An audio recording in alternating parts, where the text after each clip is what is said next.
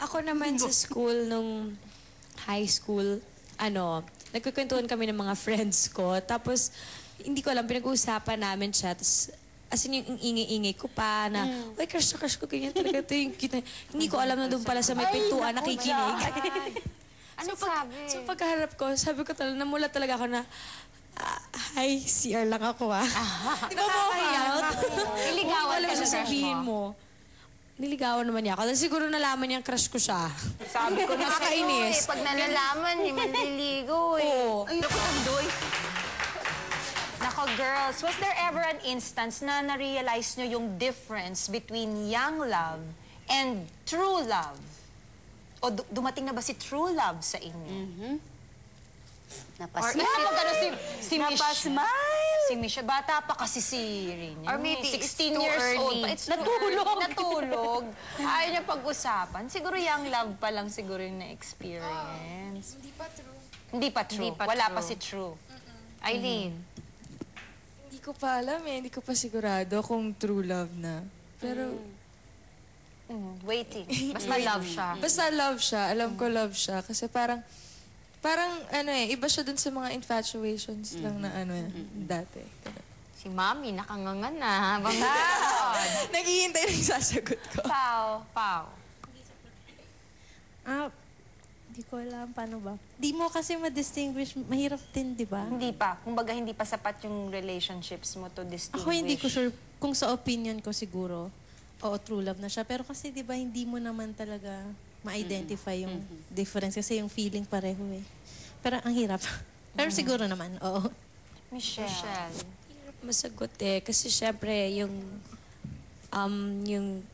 past relationship mo, diba? Yun yung first time, kilig, ganyan. And then now, yung sa akin, parang iba ka agad. So, ang hirap.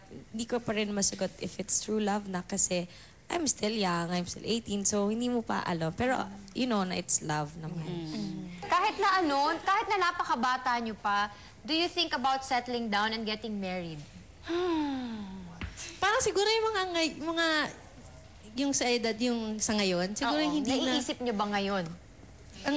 Kasi ako, nung before, bata pa ako, sabi ko gusto ko, kakasal ako mga 26, 27, ganun. Pero kasi, di ba nung araw, yung mami ko, Sinabi ko rin yan. So parang iniisip lang namin na ayaw namin na masyadong maaga. Kailangan kung ikakasal or magkakaroon ng family, kailangan okay na yung buhay, ganun. I-enjoy niyo muna Independent. yung careers niyo. Parang ganyan. Kayo? Do you imagine yourself getting married at an early age? Ayoko, syempre. Kasi parang yung katulad ng ginagawa ni Rian, kaya lang ako may partner na.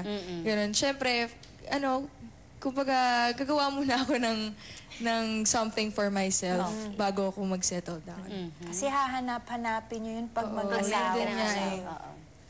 Nangangaral na. Para, at least nasasabi natin sa kanila. Minsan, di ba mas tinatanggap ninyo pag ibang tao nagsasabi kaysa sa magulang niyo? Di ba? Michelle! Si Rian. No, it's crossed my mind. Kasi syempre, it will happen one day. I hope naman, no? Pero, yun, it's crossed my mind. Naisip ko na rin yun. Pero, yun nga, ayokong hanapin. I don't want to think about it often. Ayokong mag-expect. Ayokong mag-set ng guidelines na dapat ganito, dapat parang...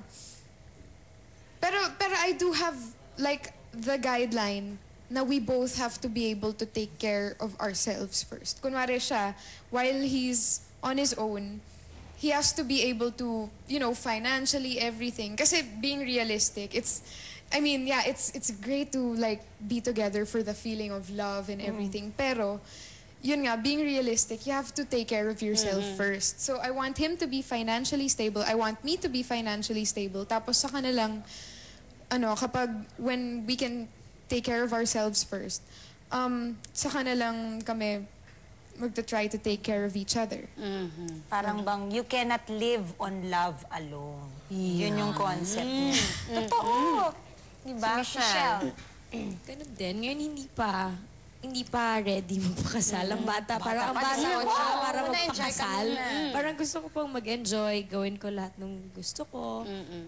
And then kung kailan ako ready, hindi ko alam kung anong edad yun. Yes. Pero tsaka na lang. Pero ngayon parang ayoko, takot pa ako. Ayan.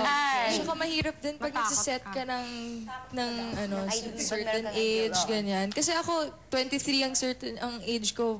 Sabi ko na magbo-boyfriend ako, pero tamo, nung dumating, Hindi mo talaga ko rin alam. malalaman So, din, hindi ko rin Kate. alam.